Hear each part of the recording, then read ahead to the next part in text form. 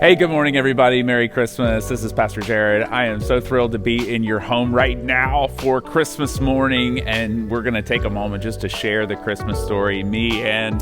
Hey, it's Pastor Josh, and we are thrilled to be in your home. What a gift and what a joy. Yeah. Speaking of gift and a joy, would you enjoy some worship with your family? This is a sacred time that we've designed for you to worship and sing with your family, and we'll be right back to share the Christmas story. The glow of the moon is in the sky. The stars dance across the desert dry. The world's still and waiting for the dawn when hope was born. The grace of the Father had a plan. The place of His Son in Bethlehem. No one knew the greatness of this child when hope was born. We sing glory, glory to the God Most High. Peace on earth, you will provide. We sing glory, glory to the God Most High. When heaven met earth that night, hope was born.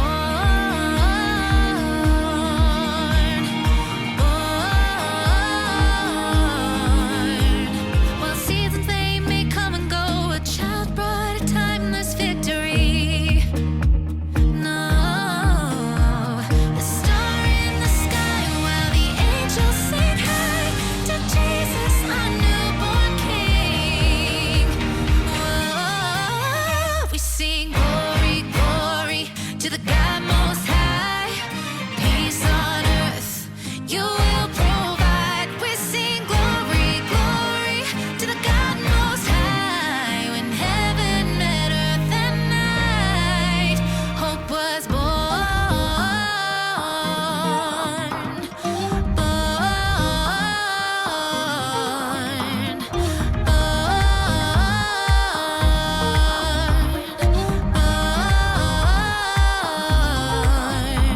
Your glory revealed from the start. When heaven took earth and claimed my heart, and love undeserved rescued me when hope was born. Glory, glory to the God Most High.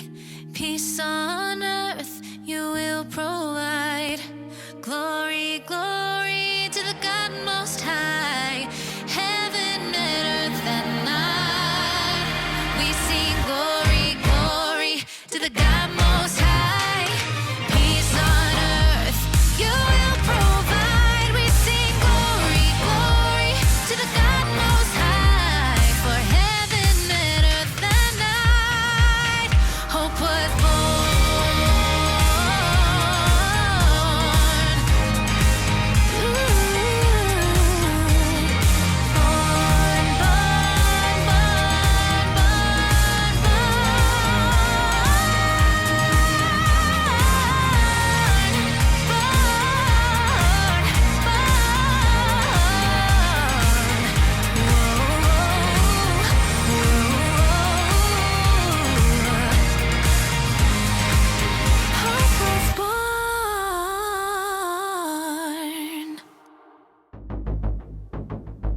We often ask the question, if our church were to disappear tomorrow, would anyone notice?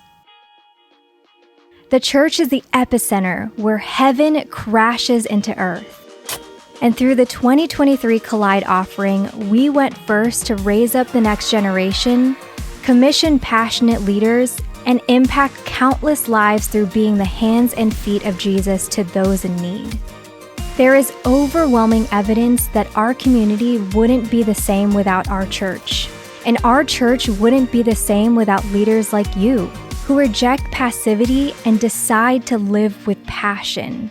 The 2023 Collide Year-End Offering is your opportunity to go first with us as we raise $1.5 million to create transformational moments, commission every generation of leaders, and combat poverty right here in our city. Everyone has a role to play, and every gift matters. Participate in heaven crashing into earth through prayerfully considering what you would give today.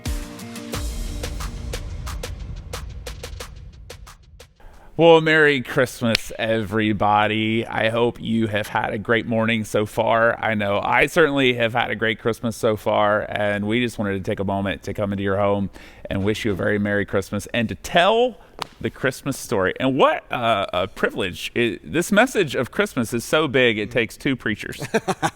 Well, honestly, thank you so much for letting us into your home. I think both of us are imagining right now just fireplaces going and the Christmas trees lit and children gathered around to hear, honestly, the amazing good news of our Savior. And so we're humbled and honored to come into your home on this special sacred morning and talk about what is most important to all of us, which is our salvation. Absolutely. The reality is you're probably wiping down the baseboards right now because you have relatives coming over and you're frantically getting ready for whatever's coming. And so the best part of Christmas, though, is the story of Christmas. And I know I lose sight of it every year. I get caught in the hubbub of gifts and expectations and Christmas parties. And the power of Christmas morning, I know my dad did this every Christmas, was to sit us down, to read the story, and to reframe and remind us of what Christmas actually is. It's a true story. I think we forget this. I know culture has forgotten this, but Christmas is a true story. The power of it is that it's not Marvel, it's not Disney. This actually happened. And it's a story that has changed all of history.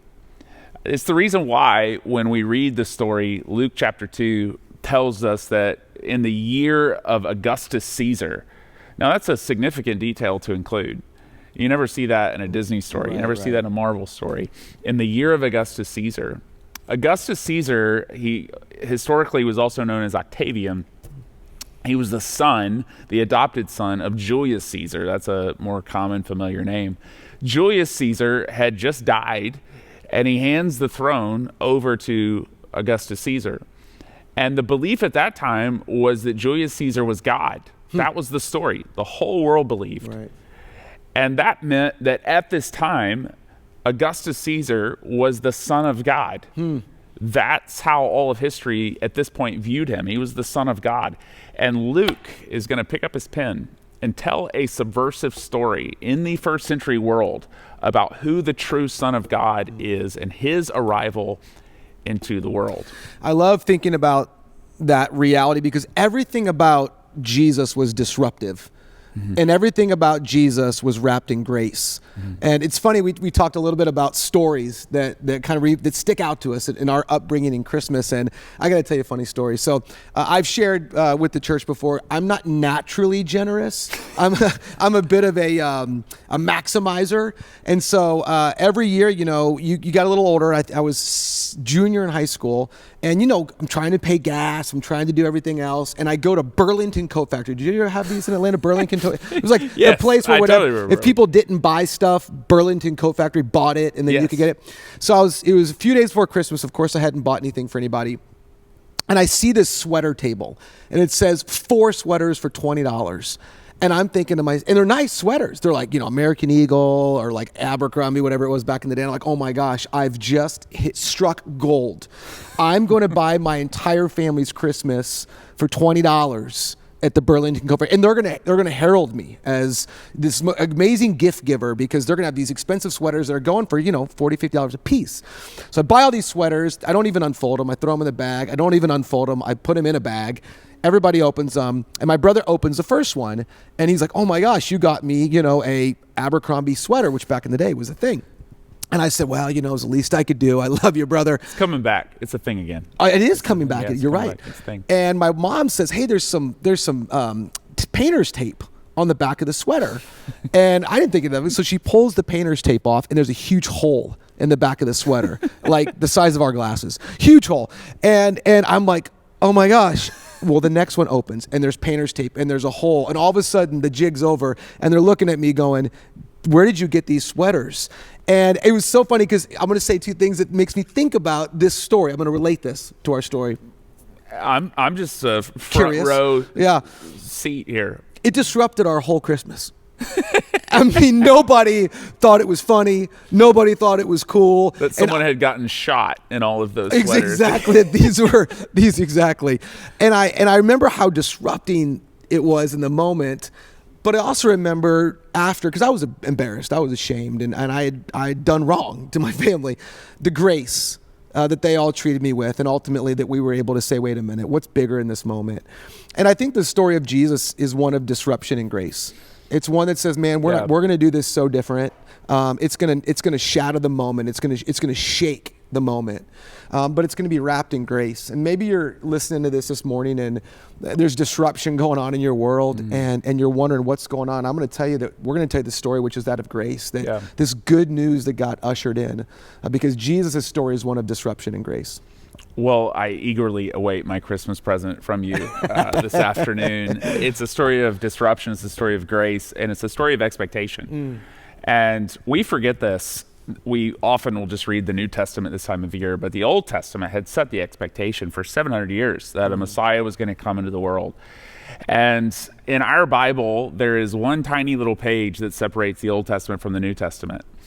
But that one page is 400 years of silence. That's right. There's no prophet, there's no judgment, there's no oracle. Nothing comes down from heaven for 400 years. And the last words that are spoken is the prophet Malachi, that a Messiah was going to come. Right.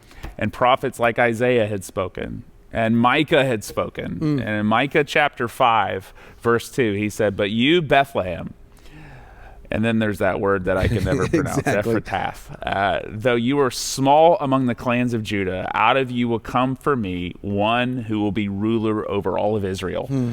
There's an expectation a Messiah is going to come. And so Israel had waited with bated breath. They didn't know how, when, why. There had been rumors that Judah Maccabees, when he came and he drove the Greeks out of the temple, maybe he's the Messiah. Right. Nobody expected the Messiah to come this way. Yeah. And Christmas is always about expectation. That's right. I remember just Christmas night being so deflated because I never got what I wanted, or I always felt like the something show was missing. Yeah, the show was over, and you probably have lived with that, or you're watching kids go through it right now. My favorite story about expectation with Christmas is a few years ago when Dane was 3 or 4 years old. We took him to go meet Santa Claus, and I had never tied Halloween and Christmas together in my mind. Most don't. Apparently he did. So we say, hey, buddy, we're going to go meet Santa Claus. We're going to go meet Santa Claus. And it was the first time we'd done the whole deal. And Hayden was probably 1 year old. And it was somewhere here in Rancho Bernardo. And we take him, we're standing in line, and he is terrified. And Dane is looking at me like, I do not want to meet Santa. I do not want to meet Santa. And I'm like, he's Santa, for crying out loud. You want to meet Santa. So after 30 minutes, we get into the line. And he is staring at Santa, and he is not going to go over to him. And he's just fear is growing. Yes. Yeah. And finally, I just drag him over, and he is holding on to me for dear life. We put him in Santa's lap. He takes the picture, and he's just checking Santa out. About an hour later, we're walking around Home Depot, and he's calmed down a little bit. And he goes, Dad, that wasn't as scary as I thought. And I said, why did you think it was going to be scary? He goes, well, I looked down at him, and he goes, I didn't see any claws. Oh my gosh. He thought there was going to be claws. The whole time. Amazing. Santa was going to have claws. Amazing. And so he had an expectation of what Santa was going to be like. The world of Israel had an expectation what this Messiah was going to be. Yeah.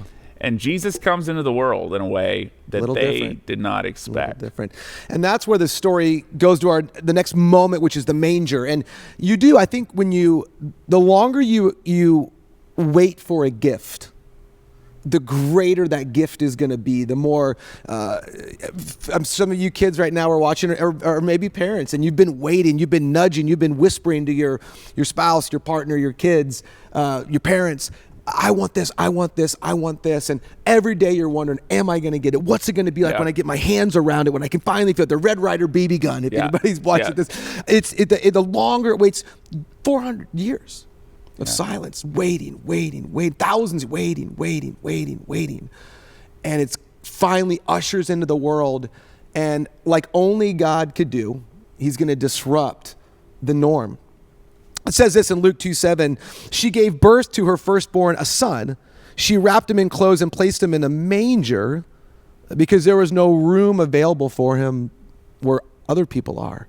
And so you look at this and go, this gift that's going to radically transform the world, that's going to fulfill all my joy, that's going to take away all my pain. The visual of Augustus' son and the great thrones and powers and rulers, and all of a sudden we're outside. Mm-hmm. But I think that's the message of the gospel, is that it's an outsider's message. Yeah. And, so often people think about the message of Jesus and they're like, when my life's together, when I'm good enough. You and I hear the old adage every time we invite people to church, oh, it's going to burn down. I'm lightning bolts. I'm an outsider. It's not for me. Yeah. And the message that only God can do, because he knows us as humans. He knows how we feel and know ourselves in the inside. He knows the sin and gaps that we feel. And he goes, you know what? I'm going to usher my son in a way that you can relate to. Yeah. You can relate to. Yeah. The whole story comes to the unworthy. Mm. And I don't know a single person who doesn't struggle with worthiness. Mm.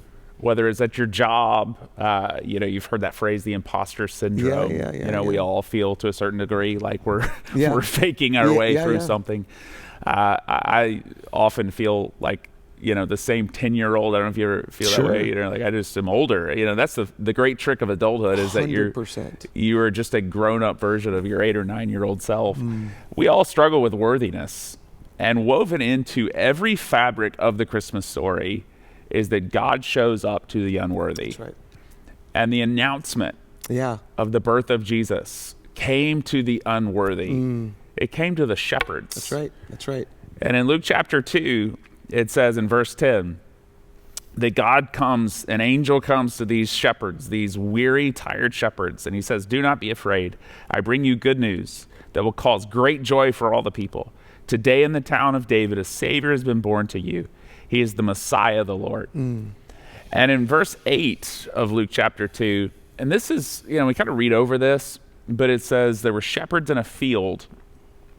And to think for 400 years of silence, God had always appeared and spoken to prophets and to priests, holy people in holy places. Yeah.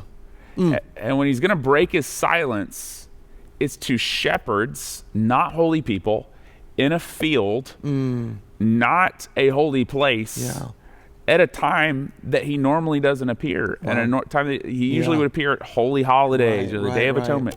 And so here he is, again, the manger. What a place of the margins, in the backwater town of the Roman Empire. Mm. And here we are with shepherds.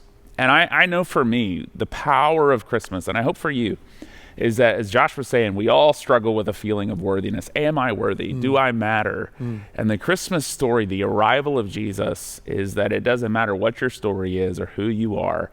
This story, this Savior is for you. I love as the story progresses, because it's a beautiful thing that's happening, and we're able to share it this morning with you, but you're watching this story unfold, and unlike anything else, but there's something that happens when you interact with the story. Yeah. And so I love what happens if you go on to Luke 2:16 through 17. It says this: when they were out there in the field and it says that they hurried off and found Mary and Joseph and the baby who was lying in the manger. And this is my favorite part. When they had seen him, they spread the word concerning what they had been told about this child. There's something about seeing God. There's something about seeing God. And I was talking with actually my sister today, and she was actually a week ago, and she was struggling with some things. And I asked her, I said, where do you see all the brokenness in this moment? You see the pain in this moment. I'm just curious, could you tell me a few ways you see God in it? Mm-hmm. Yeah. And she began to tell me where she was seeing God in these moments. Yeah. And folks, right now, I'd love for you just to look around your living room. I mean, that's seeing God.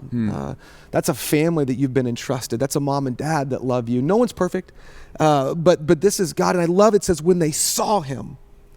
And this is what I love. It's not when they interacted with him. Yeah. I mean, after all, Jesus was, day old. But when they saw the presence of God. And I think that this time of year has such an opportunity for us to see the presence of God, the blessing of God, the identity of God in our lives. And when you do, you can't help but go share the good news. Yeah. And that's the whole point of this, right? Is like, there is good news.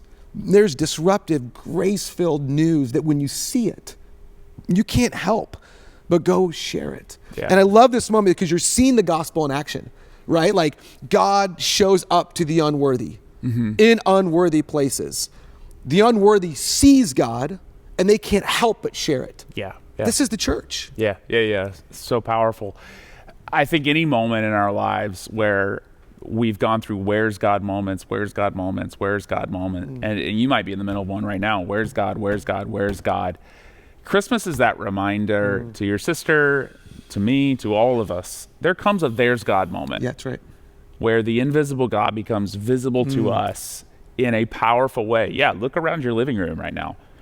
Think about the moments, even if this is the first Christmas you have without somebody you love, look around right now at how the loss of that person has brought other people into your life.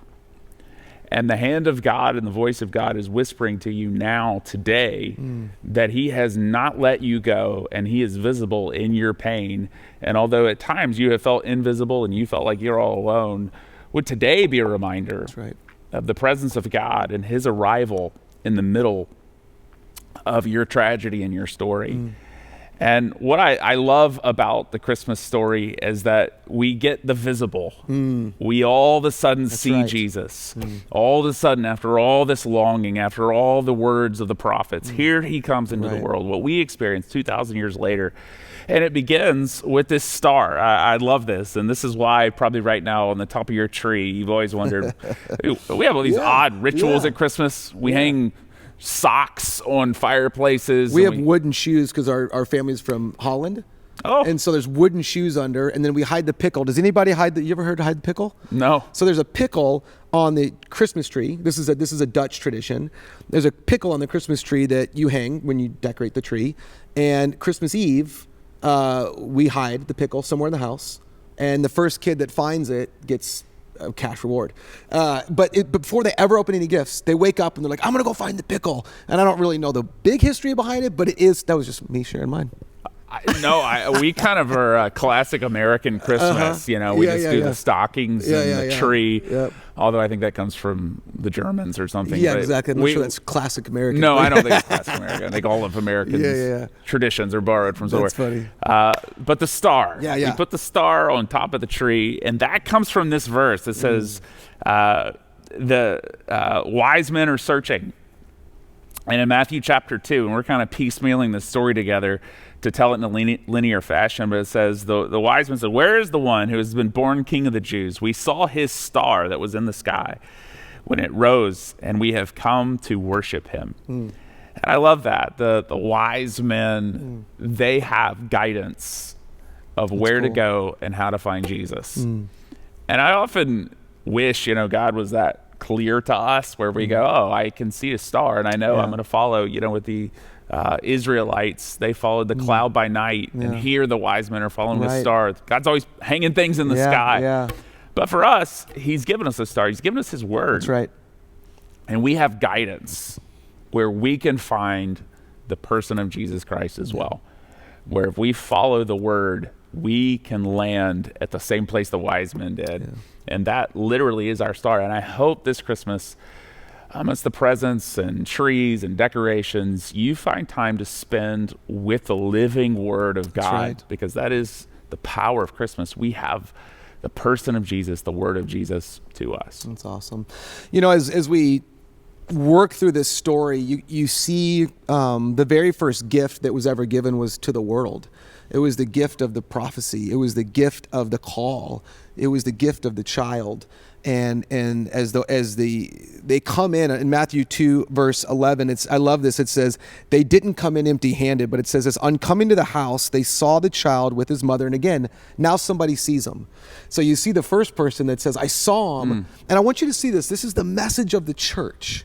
This is what's so powerful about it, if you understand this. The message and the mission of the church is when we see Jesus, we share it with the world. Now that was the first group, right? The shepherds. Now the wise men come in and they see Jesus. And what do? It says they bowed down, they worshiped him, and they opened their treasure and presented with him gifts of gold, frankincense, and myrrh. It's like the first picture of people getting together to say this mission of Jesus cannot be held back. And we're gonna take it to the world with our words and our treasure. That's good. And I mean, honestly, guys, it's so exciting to be a part of a church that has this vision. You know, we're on our last week of Collide, which is so exciting. We're already seeing so many stories of people sharing like how God is changing their life through radical generosity. Yep. But I would just say this, as a church, we want to see Jesus. And as a result of seeing him, I love this that it just says they opened their treasures. And then it gives different examples. But you know, God's given you treasures, and some of it is the treasure of generosity. Some of it is of kindness, of love, of listening, of service. We want to be a church that when we see Jesus, we can't help but share him and open up our whole worlds to say, God, this gospel has to get out. Yeah. And so we want to be that church. We want to be the church that reflects the Christmas story. Yeah, and I think that's pretty cool. I love that. I think there's a moment in childhood or college or somewhere along the way where Christmas isn't about what you receive, but there becomes this power, at least for those of us who give sweaters that don't have holes in them, where you see somebody's face light up. I know for me, you know, Rosetta and I, we were like, let's not give each other gifts, you know, maybe something small. But the power of seeing other people, seeing our kids, their face, and the magic of that. Yeah. And I hope this Christmas you give a gift, not just a physical gift, but maybe it's just your presence to somebody who needs you and your eye contact and your full self in the moment. I hope you see the power of what your gifts to the church and to those who are on the margins of society do. Because as Josh said, we are bringing Jesus to this city, and that's how we do it. We do it with the gifts that we've been given. We bring Jesus. We usher Jesus outside of these walls, and we tell the Christmas story again and again and again. That's right. We love you guys. We love you guys. It's such a joy to serve, and man, thank you for inviting me to share this time with you and to share with our church. This went well. I thought so. I think we should do a sermon together every week. I'm in. Okay. Yeah. Half the preparation is fantastic. Merry Christmas, everybody. Merry Christmas, guys.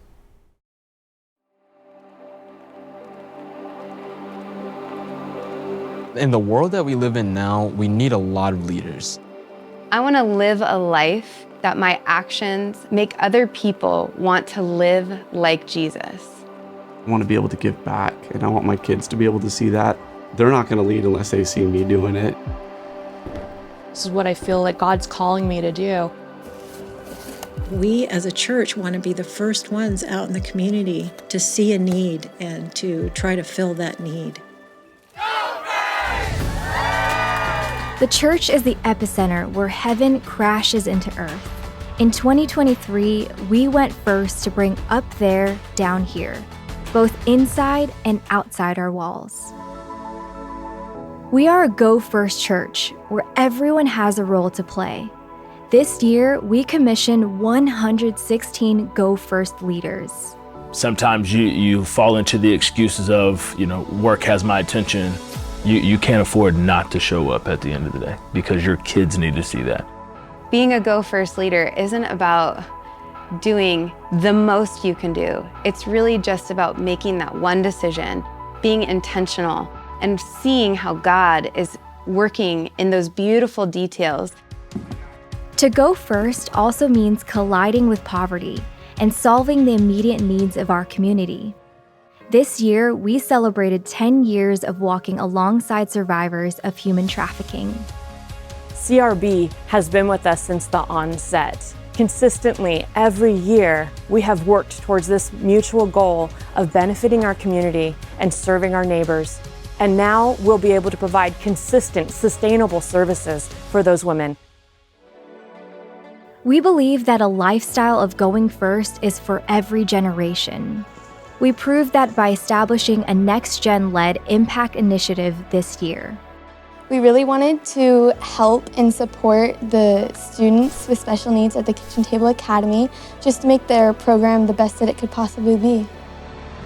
The fact that your students really gave this consideration, that shows me that they are true leaders, and they're being led by true leaders.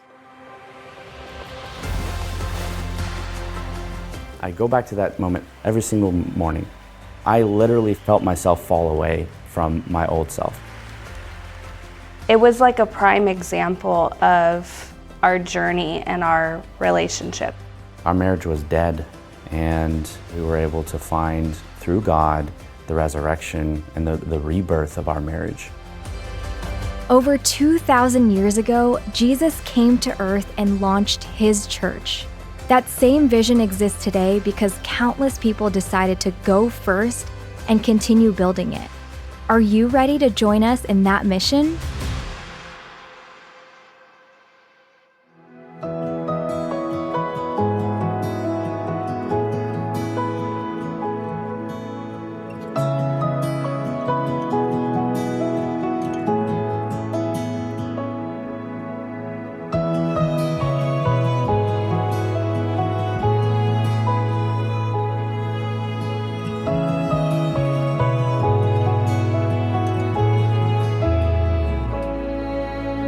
Light of the world, you step down into darkness. Open my eyes, let me see beauty that made this heart adore you. Hope of a life spent with you. So here I am to worship, here I am to bow down, here I am to say that you're my God. You're altogether lovely, you're altogether worthy, altogether wonderful to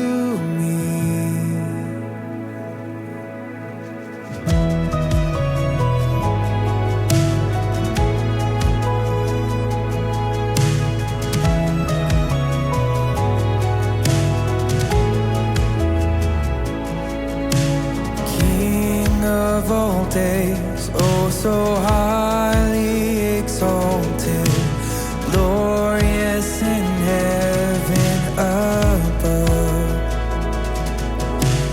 Humbly you came to the earth you created, all for love's sake became poor.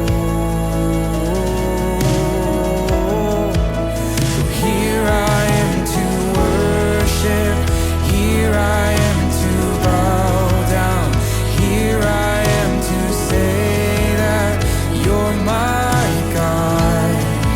You're altogether lovely, you're altogether worthy, you're altogether wonderful to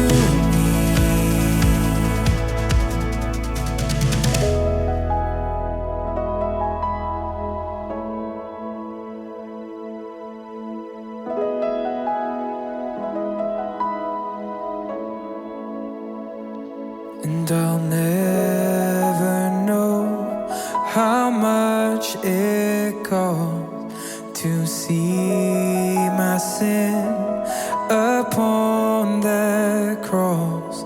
And I'll never know how much it cost to see my sin upon that cross.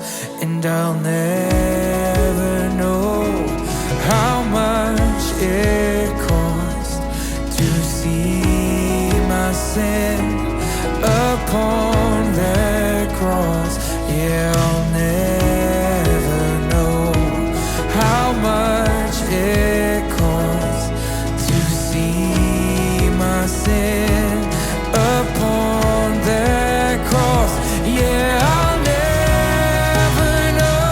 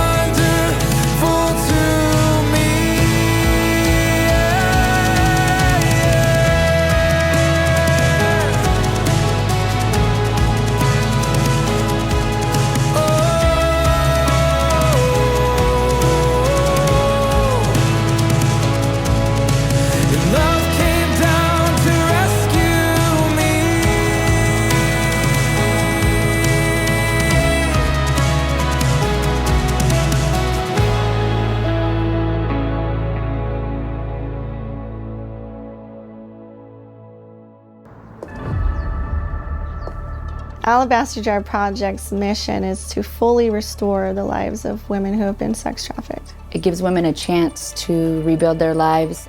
The people who I'm helping, they're not my clients, they're my peers. Here at the church, we use the phrase "go first" to describe how to live out Jesus' calling in our lives. And 10 years ago, church member Susan Johnson took on this idea in the creation of Alabaster Jar Project. Susan, talk a little bit about how did Alabaster Jar Project get started at CRB? I was doing volunteering at CRB, and I was leading a ministry where we were ministering to women in group homes around the county. I developed this deep passion to help those that have been exploited and trafficked. And there was a huge shortage for housing and resources in San Diego County. I went to leadership at the time and said, this is what I feel like God's calling me to do. CRB, from the start, allowed us the space to have meetings, to promote the issue and raise awareness. You're helping to help us raise money and hopefully secure property and get that program started.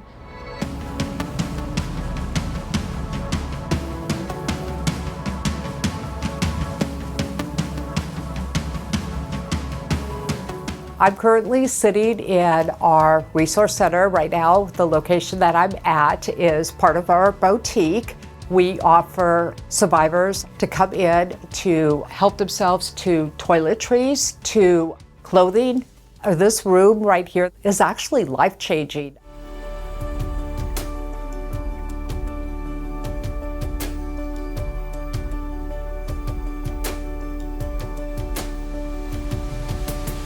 So Grace House is a residential treatment program for human trafficking survivors.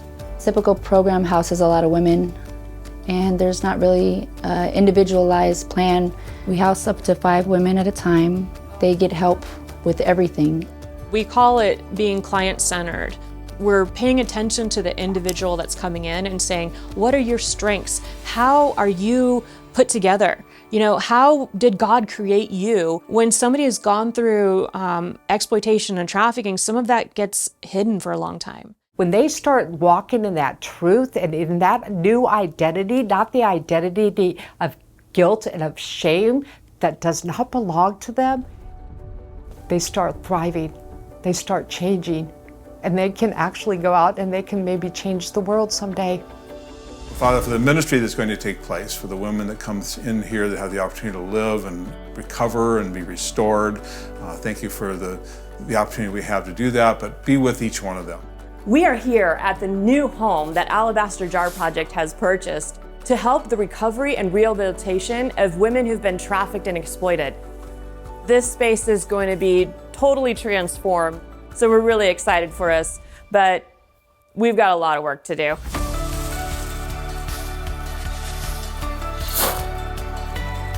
I hope that the house feels the love in it and that it's in the walls and that the women, when they walk in, can tell that there are hundreds and hundreds of people who love them. CRB has been with us since the onset. Consistently, every year, we have worked towards this mutual goal of benefiting our community and serving our neighbors. We bought this home, and now we'll be able to provide consistent, sustainable services for those women.